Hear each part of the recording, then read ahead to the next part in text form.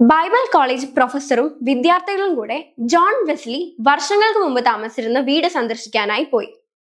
അപ്പോൾ അവിടെ ബെഡ്റൂമിൽ കാർപ്പറ്റിൽ രണ്ട് കീറിയ പാടുകൾ അവരുടെ ശ്രദ്ധയിൽപ്പെട്ടു.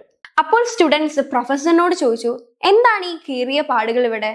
അപ്പോൾ പ്രൊഫസർ സ്റ്റുഡൻസിനോട് പറഞ്ഞത് എന്തെന്നാൽ, ഇവിടെയാണ് ഇംഗ്ലണ്ടിന്റെ ഉണർവിനായി ജോൺ വെസ്ലി മുട്ടുകുത്തി പ്രാർത്ഥിച്ചിരുന്നതെന്ന്. ആ വിശുദ്ധ സ്ഥലത്തിന്റെ ഗൗരവം എന്തെന്ന് ഉൾക്കൊണ്ട വിദ്യാർത്ഥികൾ തിരിച്ച് കോളേജിലേക്ക് പോകുവാൻ ബസ് കയറി.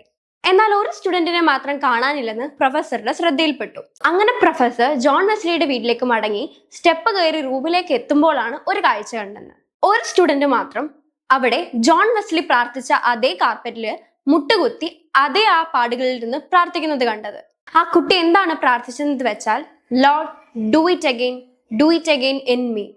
അതായത്, ദൈവമേ വീണ്ടും ചെയ്യണമേ, വീണ്ടും എന്നിലൂടെ ചെയ്യണമേ. അതിനുശേഷം അവർ മടങ്ങി വീട്ടിലേക്ക് പോയി. എന്നാൽ അതേ വിദ്യാർത്ഥി, അന്ന് ജോൺ വെസ്ലിയുടെ കാർപ്പറ്റിൽ പ്രാർത്ഥിച്ച അതേ വിദ്യാർത്ഥി തന്നെ ഇന്ന് ലോകമെമ്പാടും അറിയപ്പെടുന്ന ശക്തനായ ഒരു സുവിശേഷകനായി മാറി. ജോൺ വെസ്ലിയെ എങ്ങനെയാണോ ദൈവം ഉപയോഗിച്ചത്, അതുപോലെ തന്നെ ഇന്ന് ആ വ്യക്തിയും ദൈവം ശക്തമായി ഉപയോഗിച്ചു. അത് വേറെ ആരുമല്ല, ഇന്ന് ലോകമെമ്പാടും അറിയപ്പെടുന്ന ബില്ലി ഗ്രഹാം.